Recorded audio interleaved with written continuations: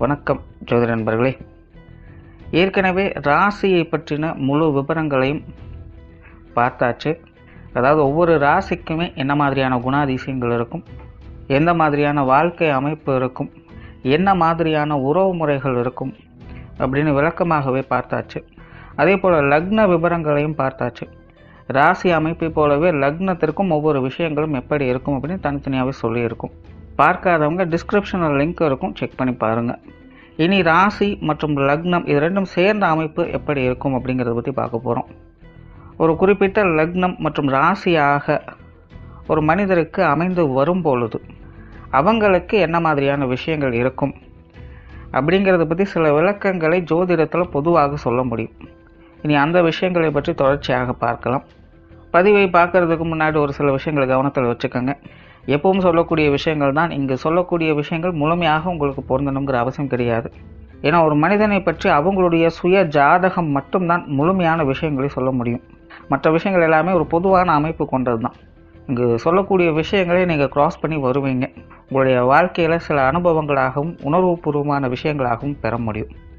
அதே போல் ராசி முக்கியமாக இல்லை லக்னம் முக்கியமாக அப்படின்னாலும் குழப்பிக்க வேண்டாம். ராசி லக்னம் அப்படிங்கிறதெல்லாம் பார்த்திங்கன்னா ஒரு சில ஐடென்டிட்டி மட்டும்தான். ஜோதிட பலன்கள் எடுக்கிறதுக்காக பொதுவாக தெரிஞ்சிக்க வேண்டிய சில விஷயங்கள் அவ்வளோதான்.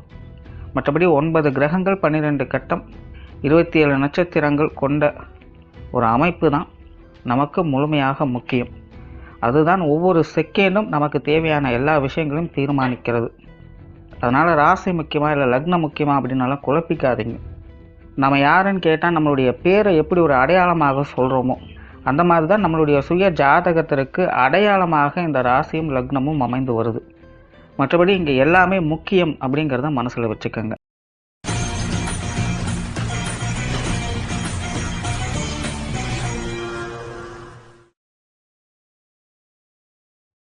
துலாம் ராசி விருச்சிக லக்னம்.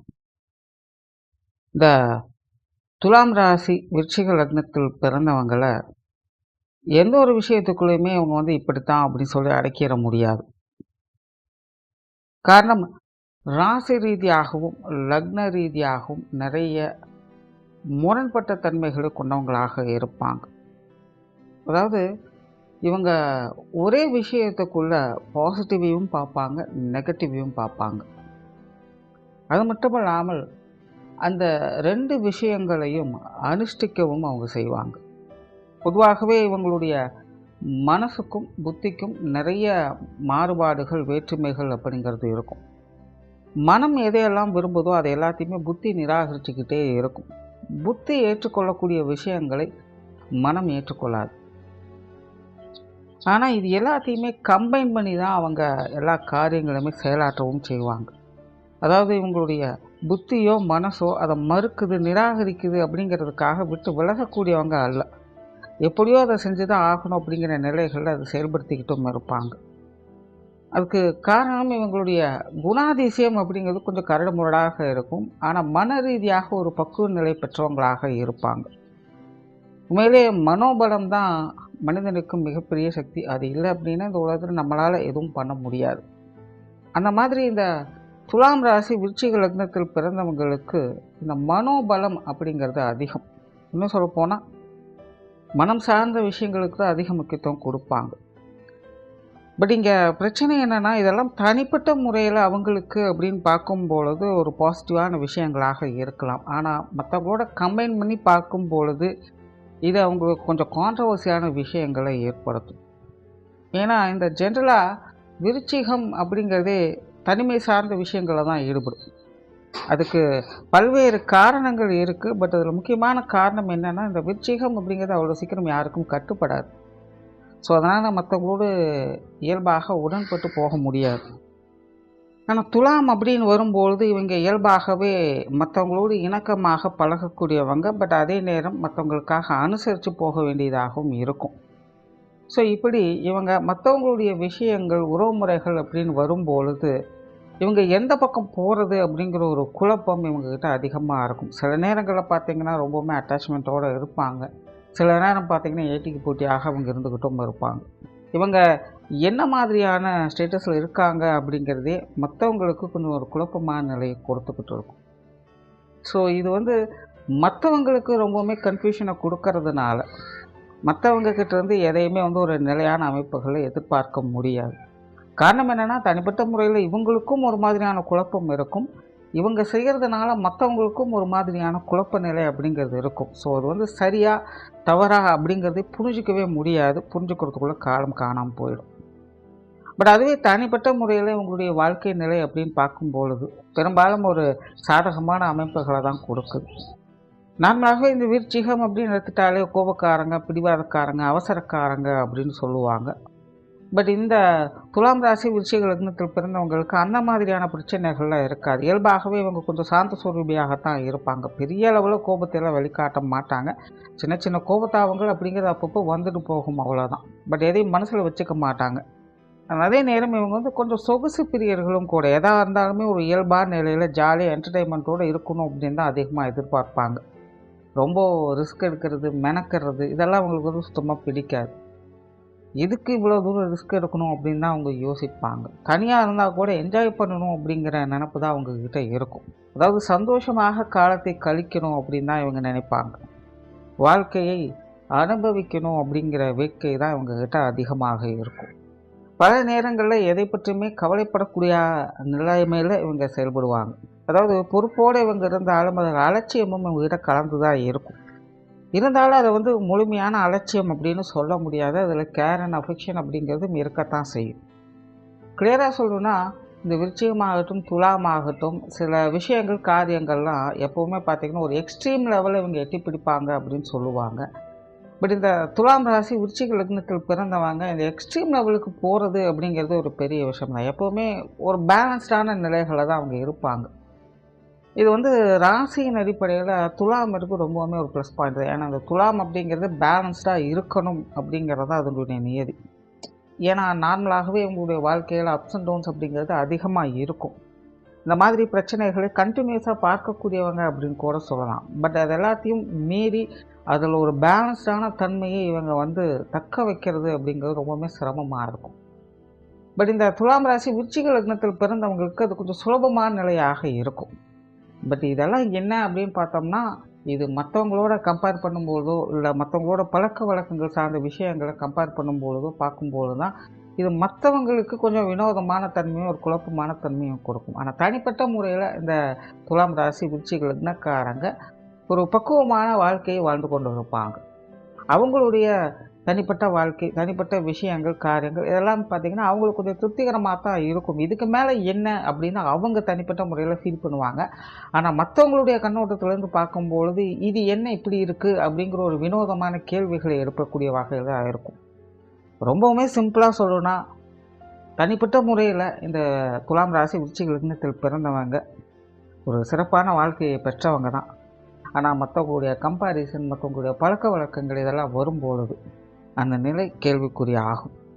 பேச்சுவார்த்தைகளில் இவங்களுக்கு எப்பவுமே ஒரு சாதக தன்மைகளை எதிர்பார்க்கலாம். நல்லா இயல்பாக பேசக்கூடியவங்க தான். இவங்களுடைய பேச்சில் இனிமையும் கலகலப்பும் கலந்திருக்கும். நேர காலத்துக்கு தகுந்த மாதிரி, நபர்களுக்கு தகுந்த மாதிரி பேசக்கூடிய தன்மையை பெற்றிருப்பாங்க. அதே போல் இவங்ககிட்ட எப்போவுமே ஒரு விடாமுயற்சி அப்படிங்கிறது இருக்கும். இவங்க அவ்வளோ சீக்கிரத்தில் வந்து எந்த ஒரு விஷயத்தையும் பாதியில் நிறுத்த மாட்டாங்க. அதாவது ரிஸ்க் எடுக்கணும் அப்படிங்கும்போது மட்டும்தான் இவங்க கொஞ்சம் யோசிப்பாங்களே இல்லாமல், காரியத்தில் இறங்கிட்டாங்க அப்படின்னா அது எவ்வளோ பெரிய ரிஸ்க்காக இருந்தாலும் அதை வந்து முடிச்சிடுவாங்க. ஜென்ரலாகவே இவங்ககிட்ட வந்து இந்த விடாமுயற்சி அப்படிங்கிறது எப்போவுமே இருக்கும். அண்ட் இந்த சொத்து சுகங்கள், கல்வி சார்ந்த விஷயங்கள், பொருளாதார ரீதியான விஷயங்கள் எல்லாமே பார்த்திங்கன்னா இவங்களுக்கு தேவைக்கேற்ப இந்த விஷயங்கள் சாதகமான நிலைகளில் அமையும். அதாவது அந்தந்த காலகட்டங்களுக்கு ஏற்ப அதற்குண்டான விஷயங்கள், காரியங்களில் இவங்களுக்கு நன்மைகள் அப்படிங்கிறது உண்டாகும். அதை அனுபவிக்கக்கூடிய கொடுப்பினை அப்படிங்கிறதும் இவங்களுக்கு ஏற்படும்.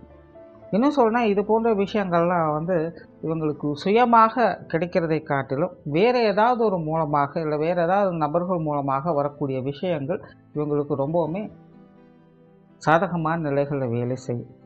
பட் ஜென்ரலாக இந்த சொத்து சுகங்கள், கல்வி சார்ந்த விஷயங்கள், பொருளாதார ரீதியான விஷயங்கள் எல்லாமே பார்த்திங்கன்னா இவங்களுக்கு ஒரு சாதகமான நிலைகளில் வேலை செய்யும். ரொம்ப பெருசாக பலன் கொடுக்கல அப்படின்னாலும் கூட குற்றம் குறை சொல்லாத அளவுக்காவது இவங்களை காப்பாற்றி கொண்டு இருக்கும் அப்படின்னு சொல்லலாம். திருப்திகரமான ஒரு வாழ்க்கையை வாழக்கூடிய அமைப்பு பெற்றவங்க தான். அண்ட் பொது விஷயங்கள் மற்றும் பொது காரியங்களில் இவங்களுக்கு ஈடுபாடுகள் அப்படிங்கிறது இருக்கும். பட் முன்னாடி சொன்ன விஷயங்கள் தான் மன ரீதியான ஈடுபாடுகள் இவங்களுக்கு அதிகம் இருக்கும். பட் இருந்தாலும் ஆக்டிவிட்டீஸ் ரீதியாக நிறைய விஷயங்கள் கான்ட்ரவர்சியான தன்மைகள் இருக்கும். ஸோ மற்றவங்களுக்கும் இவங்களுக்கும் எப்போவுமே வந்து ஒரு குழப்பமான குளறுபடியான விஷயங்கள் அப்படிங்கிறது ஒரு இனம் புரியாத விதத்தில் எப்போவுமே இருந்துக்கிட்டு இருக்கும். ஸோ அந்த ஒரு விஷயங்களை இவங்க கொஞ்சம் பேலன்ஸ் பண்ணி அனுசரித்து புரிஞ்சு மற்றவங்கள போயிட்டாங்க அப்படின்னா இந்த வெளி விஷயங்கள் வெளி காரியங்கள்லாம் இவங்களுக்கு எப்போவுமே ஒரு சாதகமான தன்மைகள் இருக்கும். உண்மையாக சொல்லணும்னா எதையுமே வந்து பிடிவாதமாக அப்படியே பிடிச்சிக்கிட்டு இருக்கக்கூடாது. அப்பப்போ அந்த சூழ்நிலைக்கு தகுந்த மாதிரி அனுசரித்து போய்கிட்டே இருக்கணும். அதாவது வெளி விஷயங்கள் காரியங்கள் அப்படின்னு வரும்பொழுது ஆன்மீக ரீதியான விஷயங்கள் இவங்களுக்கு ஈடுபாடுகள் இருக்கும். ஆன்மீக பிரியர்கள் தான். இன்னும் சொல்லப்போல் இந்த அந்திம காலத்தில் ஏற்படக்கூடிய ஞானம் அப்படிங்கிறது இவங்களுக்கு ரொம்பவுமே சிறப்பாக இருக்கும். வாழ்க்கையை அனுபவித்து முடித்த பிறகு தங்களுடைய வயோதிக காலத்தில் இந்த ஆன்மீக பாதைகளில் அடி எடுத்து வைப்பாங்க. அதன் பிறகு அதிலேயே கண்டினியூஸாக ட்ராவல் ஆகி போய்கிட்டு இருப்பாங்க. ஸோ அந்த மாதிரியான தன்மைகள் அப்படிங்கிறது இவங்களுக்கு உண்டு. பட் ஒரு சிலருக்கு மட்டும் இளம் வயதுலேருந்தே ஆன்மீக தேடல் அப்படிங்கிறது அதிகரிக்கும். அப்படி இளம் வயதுலேருந்தே ஆன்மீக தேடலில் ஈடுபட ஆரம்பிச்சிட்டாங்க அப்படின்னா அவங்களுடைய காலம் முழுக்கவே இந்த ஆன்மீக பாதைகள் தான் இவங்க இருப்பாங்க. காரியங்கள் மற்றும் செயல்பாடுகள் வகையில் இவங்களுக்கு கொஞ்சம் பிடிவாத குணம் அப்படிங்கிறது அதிகமாகவே இருக்கும். சில நேரங்களில் சில விஷயங்களில் கொஞ்சம் ஈகோவை அதிகம் காட்டக்கூடியவங்க தான். பட் அதை வந்து மன ரீதியாக உணர்ந்து தன்னைத்தானே ஆசுவாசப்படுத்தி கொள்ளவும் செய்வாங்க. தனக்குத்தானே நண்பன் தனக்குத்தானே பகைவன் அப்படிங்கிற நிலை இவங்களுக்கு முழுவதுமாக பொருந்தும். ஸோ இவங்களை பொறுத்த வரைக்கும் இந்த சுய ஜாதகத்தில் கிரகங்களுடைய அமைப்பு சாதகமாக இருக்கும் பட்சத்தில் ஒரு மனிதனுக்கு ஆரம்பத்திலேருந்து கடைசி வரைக்கும் தேவைப்படக்கூடிய சகல விஷயங்களும் சாதகமான அமைப்புகளில் இவங்களுக்கு வந்து செய்யும். அதாவது கூடுதலாகவும் இருக்காது, குறைச்சலாகவும் இருக்காது. அதை ஆண்டு அனுபவிக்கக்கூடிய தன்மை பெற்றவங்களாக இருப்பாங்க. பட் சுய ஜாதகத்தில் கிரகங்களுடைய அமைப்பு சாதகமாக இல்லை அப்படின்னா இவங்களுடைய மனோநிலையும் புத்தி நிலையும் ஒரு குழப்பங்கள் தடுமாற்றங்களுக்கு உட்பட்டதாக இருக்கும். நிறைய கான்ட்ரவர்சியான விஷயங்கள் இவங்களுக்கும் மற்றவங்களுக்கும் சந்திச்சுக்கிட்டு இருப்பாங்க. தனிமை பிரியராக மாறி ஆன்மீக ரீதியான விஷயங்கள் அதிக ஈடுபாடுகளை காட்ட ஆரம்பிச்சிடுவாங்க. நார்மலாகவே இந்த துலாம் ராசி விருச்சிக லக்னத்தில் பிறந்தவங்களுக்கு இந்த தனிமை சார்ந்த விஷயங்கள், பொழுதுபோக்கு சார்ந்த விஷயங்கள், வெளி இடங்களுக்கு அடிக்கடி பிரயாணம் பண்ணக்கூடிய விஷயங்கள் இதெல்லாமே இவங்களுக்கு ஒரு பிடித்த விஷயமாக இருக்கும். குடும்ப விஷயங்கள் காரியங்கள் பெரும்பாலும் உங்களுக்கு ஒரு சாதகமான நிலைகளில் இருக்கும். அந்தந்த வயதிற்கேற்ப குடும்ப விஷயங்கள் காரியங்கள் தங்களுடைய ஈடுபாடுகளை காட்டிட்டு வருவாங்க. குடும்ப உறுப்பினர்கள் வகையிலும் ஒரு சாதகமான அமைப்புகளை எதிர்பார்க்கலாம். இவங்களுடைய விஷயங்கள் காரியங்கள் அவங்களுக்கு எந்த அளவுக்கு எஃபர்ட் கொடுக்க முடியுமோ அந்த அளவுக்கு எஃபர்ட் போட்டு நல்லபடியாக பார்த்து கொள்ளக்கூடியவங்க தான். இவங்களும் அவங்களுக்கு உண்டான விஷயங்களை செய்து கொடுக்கறதுல எந்த ஒரு தங்குத்தன்மையும் இருக்காது. பட் அப்பப்போ புத்தி ரீதியாக சில கான்ட்ரவர்சியான விஷயங்கள், அதாவது காரசாரமான சமாச்சாரங்கள் அப்படிங்கிறது வந்துட்டு போகும். பட் இருந்தாலுமே அதெல்லாம் பெருசாக பாதிப்புகள் அப்படிங்கிறது ஏற்படுத்தாது. அது எல்லாத்தையுமே சமன்படுத்தக்கூடிய திறன் அப்படிங்கிறது உண்டு. ஸோ இயல்பாகவே உங்களுக்கு குடும்ப வாழ்க்கை அப்படிங்கிறது கொஞ்சம் சாதகமான நிலைகளில் தான் இருக்கும். பெற்றோர்கள் சார்ந்த விஷயங்கள் சிறப்பாகவே இருக்கும். பெற்றோர்கள் வகையில் சுக அனுபவங்களை பெற்று வாழக்கூடியவங்களாக இருப்பாங்க. உங்களுடைய தாயார் காரியத்திலே கருத்தாக இருப்பாங்க. சதாசர்வ காலமும் எப்போவுமே வேலையிலே மூழ்கி இருப்பாங்க. இவங்களுடைய தந்தை கொஞ்சம் சுகவாசியாக இருப்பாங்க. ஆன்மீக பற்றுதல் அப்படிங்கிறது அவங்களுக்கு அதிகமாகவே இருக்கும். அவங்களுடைய பெற்றோர்கள் சம்மந்தப்பட்ட விஷயங்கள் கொஞ்சம் அதிக ஈடுபாடுகளை காட்டக்கூடியவங்களாக இருப்பாங்க. ஸோ நார்மலாகவே பெற்றோர்கள் வகையில் ஒரு சாதகமான அமைப்புகளை எதிர்பார்க்க முடியும். உடன்பிறப்புகள் சம்மந்தப்பட்ட விஷயங்கள் சிறப்பாகவே இருக்கும். நார்மலாகவே இந்த விருச்சிகம் துலாம் அப்படின்னு வரும்பொழுது இந்த உடன்பிறப்புகள் அப்படிங்கிறது நிறைய விதங்களில் கொஞ்சம் சப்போர்ட்ஃபுல்லாக இருப்பாங்க. ஸோ இவங்களுக்கு துலாம் ராசி விருச்சிக லக்னமாக அமைகிறதுனால உடன்பிறப்புகளுடைய விஷயங்கள் ஈடுபாடுகள் அப்படிங்கிறது இவங்களுக்கு அதிகமாக தான் இருக்கும். அது மூத்த உடன்பிறப்பாகட்டும் இளைய உடன்பிறப்பாகட்டும் இவங்க வகையில் சுக அனுபவங்களை பெறக்கூடிய தன்மை அப்படிங்கிறது உண்டு. எதிலும் குறிப்பாக மூத்த உடன்பிறப்புகளுடைய அமைப்பு அப்படிங்கிறது உங்களுக்கு கொஞ்சம் சாதகமான நிலைகளிலே வேலை செய்யும். திருமண வாழ்க்கை கணவன் மனைவி உறவுகள் அப்படின்னு வரும்பொழுது இது வந்து கொஞ்சம் கான்ட்ரவர்சியான நிலைகளில் வேலை செய்யும். மேலே திருமண வாழ்க்கை அப்படின்னு வரும்பொழுது சுய ஜாதகம் அப்படிங்கிறது ரொம்ப ரொம்ப முக்கியம். ஸோ சுய ஜாதகத்தில் கிரக அமைப்புகள் சாதகமாக இருக்கும் பட்சத்தில் இவங்களை அனுசரித்து போகக்கூடிய தன்மை பெற்ற ஒரு வாழ்க்கை துணை அப்படிங்கிறத அமையப்பெறுவாங்க. அப்படி இல்லாத பட்சத்தில் சில இடங்கள்லாம் பார்த்துருப்போம். எப்போவுமே பார்த்திங்கன்னா அவங்கக்கிட்ட முரண்பட்ட கருத்துக்களும் சண்டை சச்சரவுகளும் இருந்துக்கிட்டே இருக்கும். பட் இருந்தாலுமே ஒன்றாக தான் இருப்பாங்க.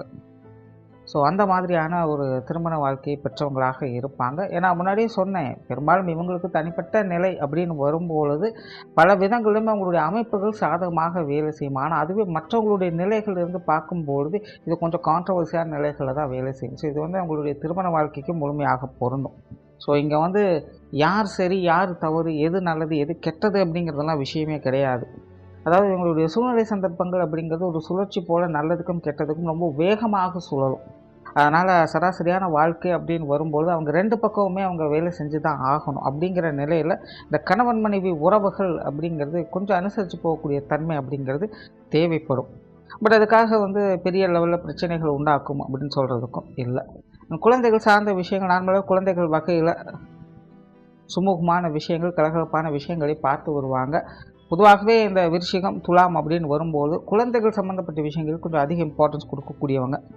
அது ராசி ரீதியான விஷயங்களாகட்டும், லக்ன ரீதியாக அமைப்புகளாகட்டும். பொதுவாக இந்த துலாம் மற்றும் விருச்சிகக்காரங்களுக்கு குழந்தைகள் அப்படின்னு வரும்போது என்றைக்குமே விட்டு கொடுக்க மாட்டாங்க. அவங்க மேலே ஒரு தனி பிரியம், பாசம் போன்ற விஷயங்கள் அதிகமாகவே இருக்கும். தனிப்பட்ட முறையில் ரொம்பவுமே செல்லம் கொடுத்து கெடுத்துட வேண்டாம். ஏன்னா அளவுக்கு மீறினால் அமிர்தமும் நெஞ்சு அப்படின்னு சொல்லுவாங்க. அந்த மாதிரி இந்த குழந்தைகள் சம்மந்தப்பட்ட விஷயங்களில் இந்த மாதிரியான விஷயங்கள் மட்டும் கொஞ்சம் கவனமாக இருக்கணும். மற்றபடி குழந்தைகள் சார்ந்த விஷயங்கள் பெரும்பாலும் இவங்களுக்கு சகல சௌகரியங்களும் ஏற்படுத்தி கொடுக்கும் அப்படின்னே சொல்லலாம். அதையும் மீறி அவங்களுக்கு குழந்தைகள் வகையில் பிரச்சனைகள் வருது அப்படிங்கிற பட்சத்தில் சுயஜாதகத்தில் அவங்களுக்கு குழந்தைகளால் ஏதாவது பிரச்சனைகள் ஏற்படணும் அப்படிங்கிறது கண்டிப்பாக இருக்கும். மற்றபடி ஜென்ரலான அமைப்பு அப்படின்னு பார்க்கும்போது குழந்தைகள் சார்ந்த விஷயங்கள் ரொம்பவுமே சிறப்பாகத்தான் இருக்கும். உற்றார் உறவினர்கள், நண்பர்கள் சார்ந்த விஷயங்கள், இந்த விஷயங்களையும் இவங்க கொஞ்சம் அதிகமான ஈடுபாடுகள் காட்டக்கூடியவங்க தான்.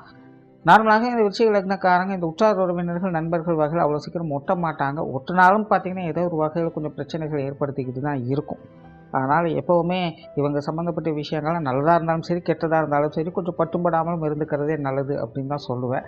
அதில் இந்த துலாம் ராசி விருச்சிக லக்னக்காரங்களுக்கு பார்த்திங்கன்னா இந்த உற்றார் உறவினர்கள், நண்பர்கள் வகையில் இன்னும் கொஞ்சம் கூடுதலான எதிர்பார்ப்புகள், ஆசைகள் அப்படிங்கிறது இருக்கும். குறிப்பாக உறவினர்கள் சம்மந்தப்பட்ட விஷயங்களில் கொஞ்சம் அதிகமான ஈடுபாடுகளை காட்டக்கூடியவங்களாகவே இருப்பாங்க.